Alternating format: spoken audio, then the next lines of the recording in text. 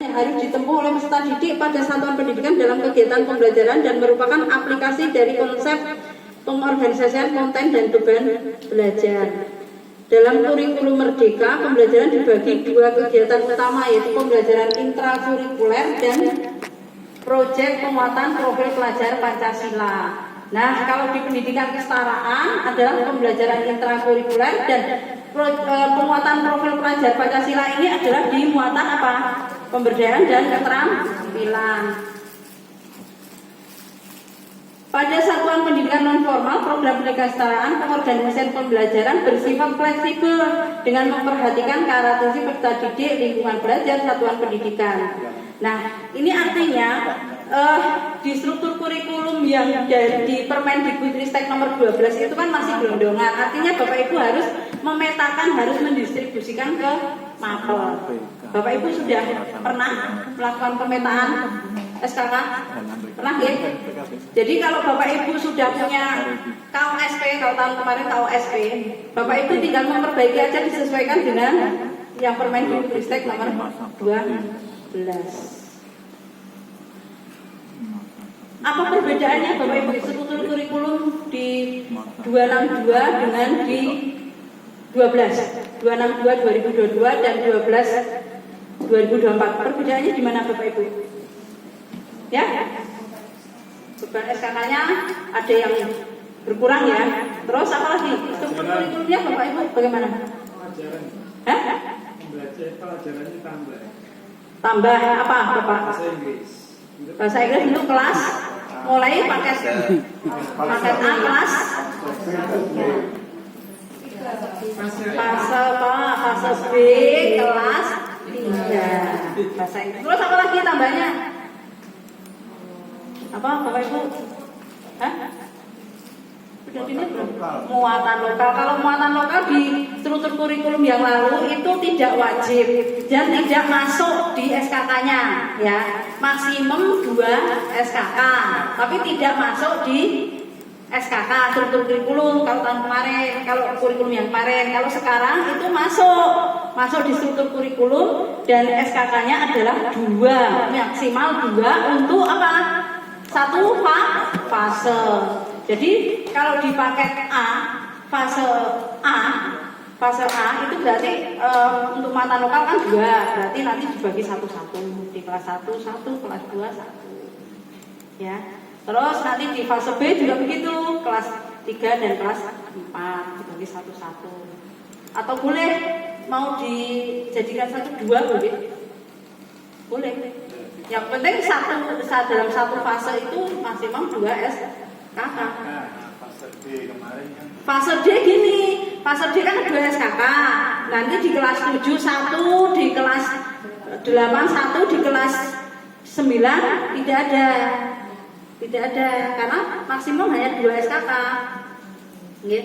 Yang dimasukkan di kelas 8 sih mau dulu di kelas 7 ya enggak apa-apa. Iya, maksudnya maksudnya mau di 2 SKK itu mau diberikan di kelas 7 boleh. Yang penting satu fase itu hanya 2 SKK. Itu.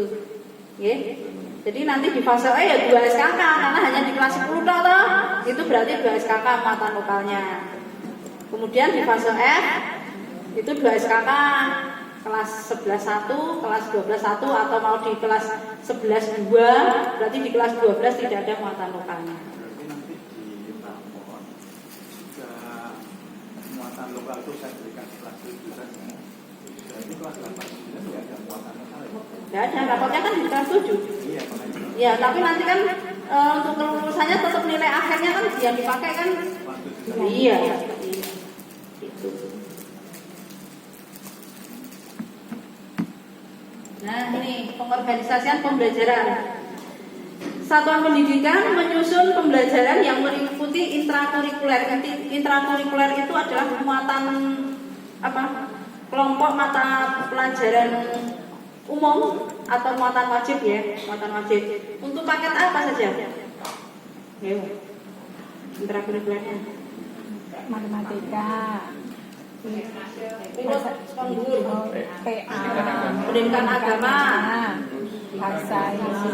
Yang fase A dulu ya. Bahasa Indonesia. Fase A itu nggak ada matematika loh.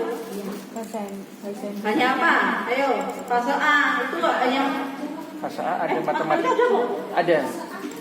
Ada. Yang ada IPAS. IPAS, ya mana matematika nggak ada kan? Ada. Yang ada IPAS. Yang ada IPAS. Oh IPAS nggak ada ya? IPAS matematika ada. Jadi pendidikan agama dan budi pekerti, kemudian pendidikan Pancasila, bahasa Indonesia, matematika, muatan lokal, ya itu ya. Dan kemudian yaitu di kelompok pemberdayaan dan keterampilan berbasis profil pelajar Pancasila dan muatan lokal. Jadi muatan lokal itu berdiri sendiri. Muatan lokal berdiri sendiri. Ya. Kemudian yang di fase B ditambah bahasa Inggris untuk kelas 3 ya. Mulai kelas 3 nggih, bahasa Inggris. IPAS ada, sudah mulai ada IPAS ya. Kemudian di fase C sama ya dengan fase B ya. Oke. Kemudian kalau di paket B fase D PAI, PKM, Indo. bukan PKM Bapak Ibu, pendidikan Pancasila. Terus Indo. bahasa Indonesia, bahasa Inggris, matematika, Bahasa Inggris. IPA. Matematika dulu bahasa Inggris. Ya, terus IPA, IPS ya. Kemudian muatan pemberdayaan dan keterampilan berbasis profil pelajar Pancasila dan muatan Informatika ada. matematika ada. Informatika ada. Oh informatika sudah ada di paket B. Berarti penambahnya ada informatika ya di paket B ya di fase D. Bahasa D. Ya. Terus di paket C fase E Fase E, PAI, PA. pendidikan agama dan budi pekerti, pendidikan Pancasila. Indo, matematika, bahasa Inggris, IPA. IPA itu harus biologi, fisika, kimia harus diberikan. Terus IPS, IPS, Informatika, IPS. Enggak, sosiologi di fase F. enggak, tetap ada Bu di fase IPS itu tetap ada di fase E, itu ada sosiologi, ekonomi, geografi, itu ada. Masuknya IPS. Iya, maksudnya IPS. IPS itu terdiri campur IPS, di dalamnya itu adalah sosiologi, ekonomi, geografi, sejarah masuk di situ ya, tidak benar. Soalnya di yang Itu pilihan Pak nanti antropologi. di keputusan yang 32 tadi kan nggak ada CP-nya, makanya kan masuknya di IPS. Iya IPS, masuk IPS. Jadi IPS itu di fase E, IPS itu terdiri dari 4 mapel. Ada sejarah, ekonomi, geografi, sosiologi, 4 itu. 4. Kemudian ada seni budaya. Nah tadi dipakai di fase D belum ada seni budaya, PJOK. Nah seni budaya, PJOK. Terus ada keterampilan dan pemberdayaan berbasis profil pelajar Pancasila. Kemudian yang berikutnya adalah muatan lokal. Nah di fase di fase F itu ada pendidikan agama, kemudian pendidikan Pancasila, bahasa Indonesia, bahasa Inggris, matematika. Nah PJOK seni budaya itu harus ada. Kemudian sejarah ada. Sejarah itu bukan pilihan tapi termasuk wajib. Nah kemudian di fase F itu lembaga atau PKBM harus menyediakan 7 mapel. Dari yang sudah ada di struktur kurikulum, kita harus menyediakan, mau tidak mau harus menyediakan 7 mapel. 7 mapel itu ya terdiri dari mata pelajaran IPA, IPS, kemudian ada matematika, informatika, bahasa Inggris tingkat lanjut. Nah, itu nanti kita pilih 7 mapel dan nanti dipilih oleh peserta didik 5. Nah, dari 7 itu dipilih 5.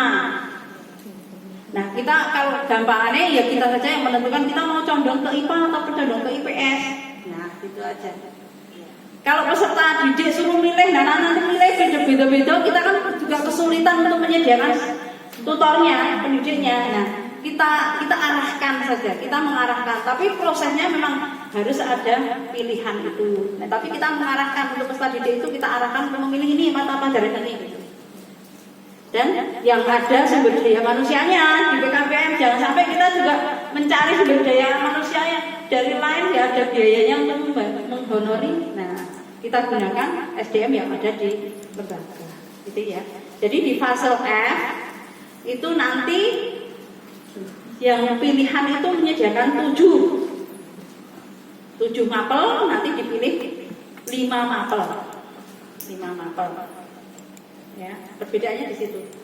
Jadi kalau tadi IPS itu di fase E itu menjadi wajib, nah di fase F itu sosiologi, ekonomi, geografi, antropologi itu menjadi pilihan yang harus disediakan oleh lembaga. Tapi lembaga itu kan memilih 7 saja, paling tidak 7, nanti dipilih 5 oleh peserta didik.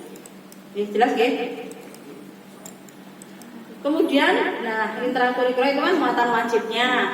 Kemudian kokurikulernya adalah proyek penguatan profil pelajar Pancasila. Nah, pada satuan pendidikan non formal atau pendidikan kesetaraan berupa program pemberdayaan dan keterampilan berbasis profil pelajar Pancasila. Dan ekstrakurikulernya adalah kegiatan kurikuler yang dilakukan di luar jam belajar di bawah bimbingan dan pengawasan satuan pendidikan. Ini sebenarnya tidak wajib. Oke. Kalau ada, karena ini di luar jam pembelajaran, kita suruh peserta didik untuk datang untuk pembelajaran untuk yang intrakurikuler dan kurikuler aja, kokurikuler aja untuk selintan mau menambah jam belajar lagi untuk ekstrakurikuler. Tapi kalau mau diadakan, dia mau bagus. Nah, untuk pendekatan pembelajarannya dalam pengorganisasian pembelajarannya kemarin udah disinggung ya sama Eko ya. Sudah, kalau sudah saya lanjutkan karena ini sudah jam 2. Ya, sudah belum? Nah, aja pendekatan mata pelajaran ini yang sering kita lakukan, yang biasa kita lakukan adalah pendekatan mata pelajaran. Artinya setiap minggu itu mata pelajaran bertemu, ya, berdiri sendiri mata pelajarannya. Itu adalah pendekatan mata pelajaran. Kemudian pendekatan tematik. Nah, ini adalah pembelajaran disusun dengan tema yang menaungi kompetensi-kompetensi dari berbagai mata pelajaran. Ini cocok untuk di paket A, tematik ya. Tematik paket A itu biasanya di fase apa? Tematik apa semua fase di paket A? Fase A ya, biasanya fase A yang tematik itu cocok di sini. Kemudian integrasi, pendekatan secara integrasi, artinya konsep-konsep dan keterampilan tertentu dari mata pelajaran diajarkan secara kolaboratif. Contohnya interintegrasi itu ada integratif atau terintegrasi. Itu misalnya pemberdayaan dan keterampilan itu bisa terintegrasi. Jadi tujuan-tujuan pembelajaran pada elemen-elemen pada pemberdayaan itu kita masukkan ke dalam proses kegiatan pembelajaran juga di keterampilan. Jadi nanti TP-nya itu memuat TP keterampilan dan TP pemberdayaan, itu terintegrasi, ya. Seperti itu boleh, kan lebih enak seperti itu. Kalau mau berdiri sendiri itu juga kita kadang-kadang juga waktunya juga nggak mencukupi. Tapi boleh diintegrasikan, boleh. Jadi atau beberapa mapel, misalnya matematika dan ekonomi, tapi hanya untuk beberapa lingkup materi saja, tidak semua materi bisa diintegrasikan. Misalnya kalau di matematika itu menjelaskan misalnya tentang turunan atau diferensial, itu bisa kita gunakan untuk kecepatan, itu ya. Itu bisa di fisika, bisa untuk di fisika. Kemudian kalau untuk ekonomi itu misalnya tentang fungsi penawaran atau apa, itu kita integrasikan dengan pembelajaran matematika di fungsi atau persamaan, seperti itu. Bisa berkolaborasi. Kemudian atau misalnya terintegrasi IPA dan IPS, itu diintegrasikan, boleh. Kemudian pendekatan yang keempat adalah secara bergantian dalam blok waktu terpisah. Jadi misalnya untuk keterampilan dan pemberdayaan itu tidak bertemu setiap minggu. kita berikan blok waktu, misalnya dalam 1 bulan itu 1 minggu penuh itu untuk pemberdayaan dan keterampilan. Misalnya pelajaran IPA, misalnya pelajaran IPA di fase E misalnya ya, itu kan ada semester 1, semester ganjil, itu kan ada 6 bulan misalnya. 2 bulan pada semester pertama, 2 bulan itu untuk penuh untuk fisika dulu misalnya. Kemudian 2 bulan berikutnya untuk biologi. Kemudian 2 bulan berikutnya itu untuk kimia. Boleh seperti itu. Begitu juga untuk sejarah, untuk IPS itu bisa juga seperti itu blok waktu.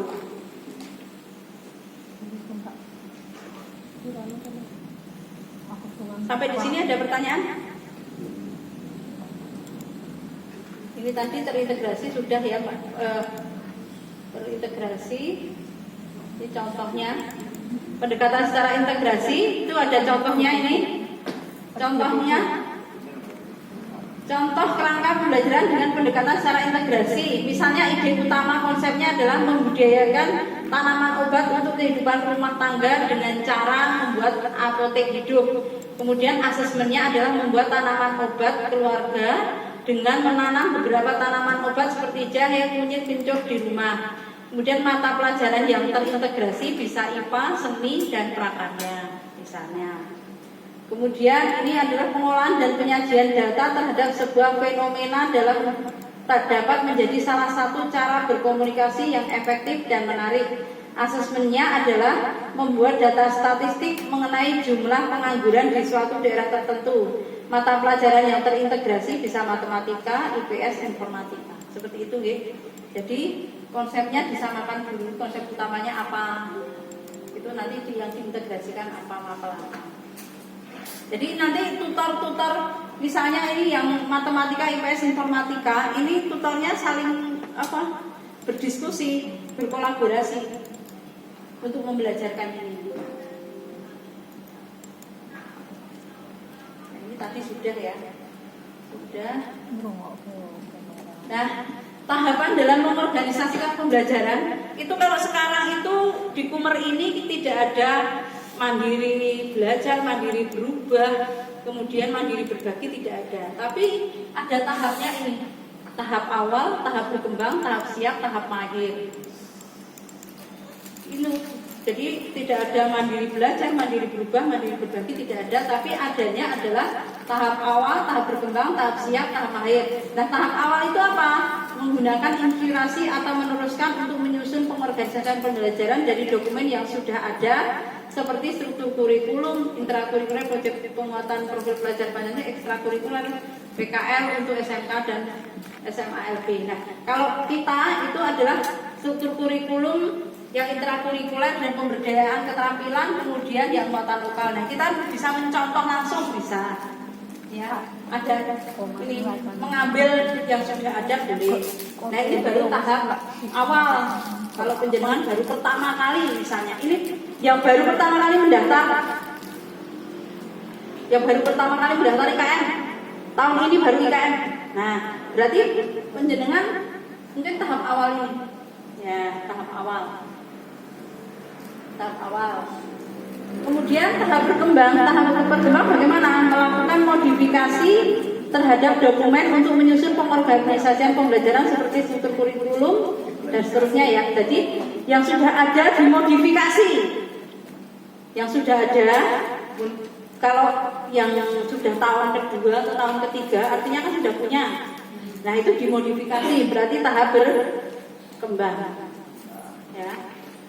Kemudian tahap siap, mengembangkan elemen-elemen dalam pengorganisasian pembelajaran seperti struktur kurikulum, intrakurikuler, proyek penguatan profil pelajaran Pancasila, ekstrakurikuler, PKL untuk SMK ini, untuk SMK untuk pendidikan kesetaraan ya ini.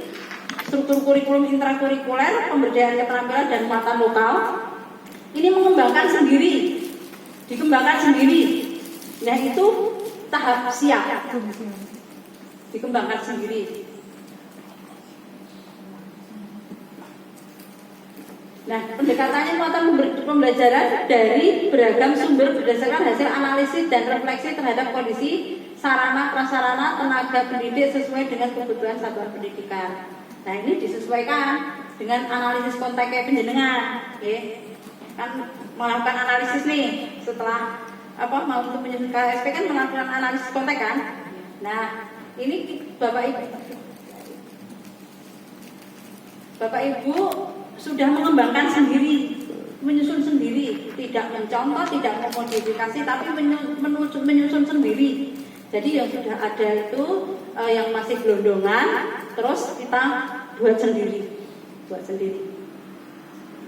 tanpa mencontoh, tanpa memodifikasi, tapi mengembangkan sendiri. Itu adalah tahap siap. Nah, tahap akhir itu merancang pengorganisasian pembelajaran secara mandiri, melaksanakan proyek ini secara mandiri dan nanti saling berbagi. Nah, itu di berbagi itu nanti di tahap akhir. Ya. Jadi Bapak Ibu sudah bisa mengukur sendiri lembaganya itu masuk tahap mana itu sudah bisa. Kalau yang baru pertama kali ya cocoknya di tahap awal. Kalau yang sudah melaksanakan, sudah punya, ini bisa ini mengembangkan. Kalau sudah ini sudah ada sudah mencontoh tapi dimodifikasi. Kalau yang awal itu kan plok ketiplok ambil itu adalah tahap awal. Kalau yang tahap berkembang itu yang sudah ada ini dimodifikasi. Kemudian tahap siap itu mengembangkan elemen-elemen sendiri juga, disesuaikan dengan karakteristik peserta didik, kemudian analisis konteks, kondisi, sarana, prasarana tenaga pendidik sesuai dengan kebutuhan belajar. Kemudian tahap akhir. Tahap akhir itu tingkat paling tinggi. Jelas ya Bapak Ibu? Ada pertanyaan? Jadi sama persis dengan formal. Iya, formal juga tahapnya seperti itu. Tahap siap, tahap awal, tahap siap, kemudian tahap berkembang, siap, akhir sama Bapak. Di formal sama non formal sama. Nah ini SKK, ini tidak perlu saya jelaskan ya Bapak Ibu. Ini tidak perlu. SKK pendidikan kesetaraan sudah. Nah ini contoh pengorganisasian SKK paket B fase D. Ini sesuai Permendikbudristek nomor 12 tahun 2024. Ini adalah hanya contoh saja Bapak Ibu. Pengorganisasian SKK-nya. Nah, nanti ini dimasukkan di dalam pengorganisasian pembelajaran struktur kurikulum ini. Nah, nanti KSP-nya Bapak Ibu itu Bapak Ibu mau paket A sendiri, paket B sendiri, paketnya sendiri boleh. Mau jadikan satu boleh. Jadi namanya kurikulum satuan pendidikan artinya kalau menurut saya ya, karena itu satu satuan pendidikan, satuan pendidikan menyelenggarakan 3 program. Artinya ya kurikulumnya jadi satu.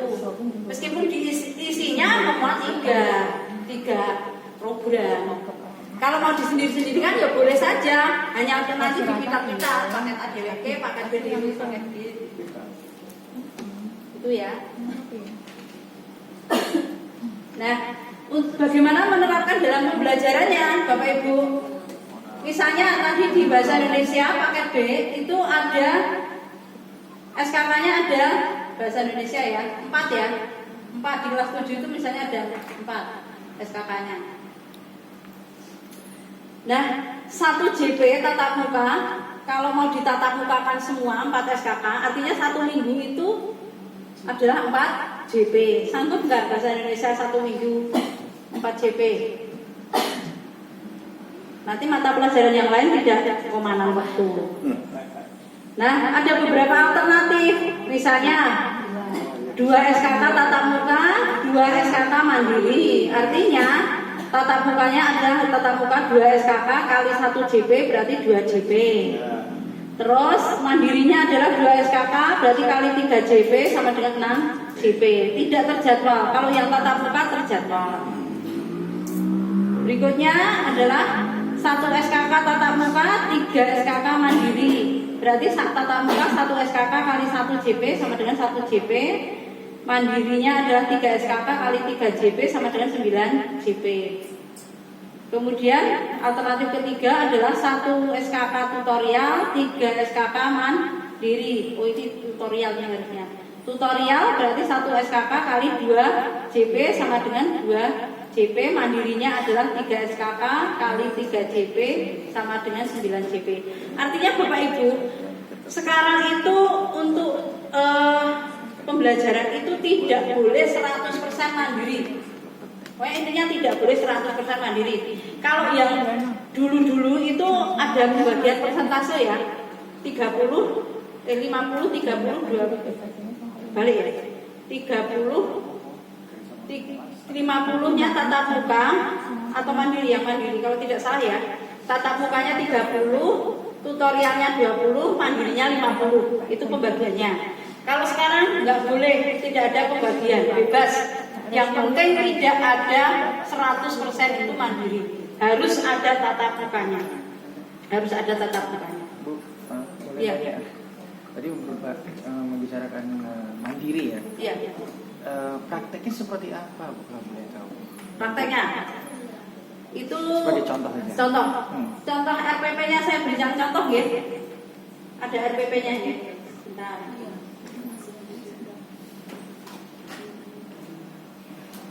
Tidak apa-apa nih Bapak Ibu, saya berikan contoh ya, yang untuk rencana pembelajaran yang mandiri.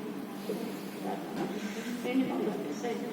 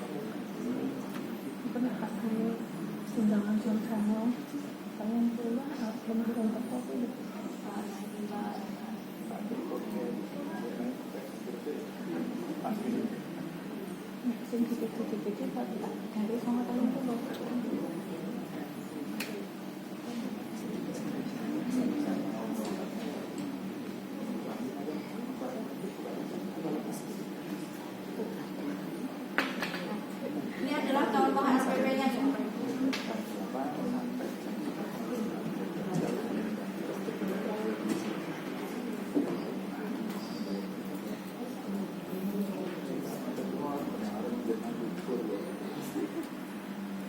Siapa yang mengampu matematika? Ini adalah contoh untuk RPP matematika di fase E. Bagaimana untuk mengorganisasikan pembelajarannya tatap muka dan mandiri ya. Nah, berarti dalam 1 minggu itu, ini kan ada untuk 1 TP ini pembelajarannya adalah 2 minggu pertemuan. Nah, minggu pertama itu 2 SKK tatap muka, kemudian 2 SKK mandiri. Jelas nggih? Kemudian minggu kedua juga begitu. Nah, nanti di kegiatan pembelajarannya itu, di kegiatan pembelajaran minggu pertama berarti ada kegiatan pembelajaran tatap muka.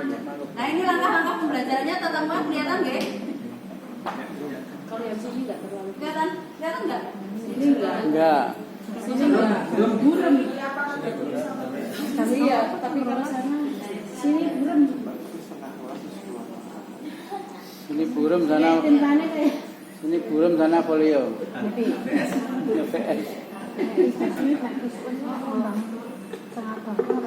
Kelihatan?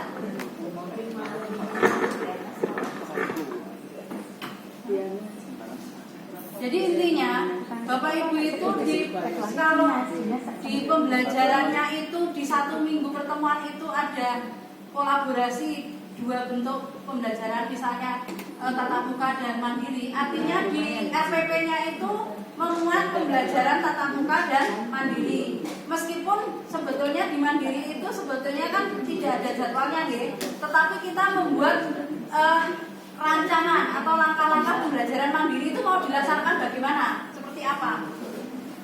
Oh, nggak kelihatan ya? Zoom lagi aja tuh saya juga ya. Ya bahasakan di Zoom lagi. Jadi kegiatan tatap mukanya itu seperti kita kalau tatap muka ya Bapak Ibu biasa ya sudah jelas ya. Nah untuk kegiatan mandirinya itu seperti ini kalau saya yang bisa contohkan. Pembelajaran mandirinya kan ada 2 SKK, berarti 2 kali 3 kali 45 menit kan paket C kan 45 menit. Gitu?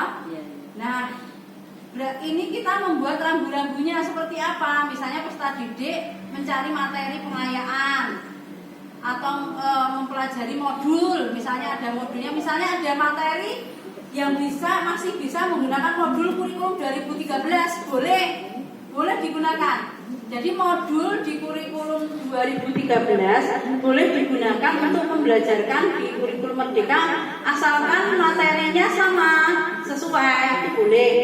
Kemudian peserta didik dapat mencari atau melihat contoh-contoh konten materi tentang apa, misalnya tentang mempelajari tentang apa. Kalau di sini kan mempelajari tentang sistem persamaan linear 3 variabel.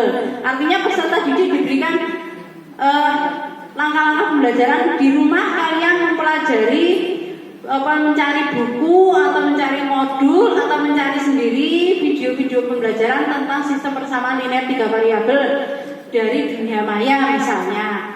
Kemudian diberikan contoh linknya, kalau bisa diberikan contoh linknya saja. Kemudian setelah mempelajari itu peserta didik diberikan asesmen atau soal untuk mengukur ketercapaian tujuan pembelajaran selama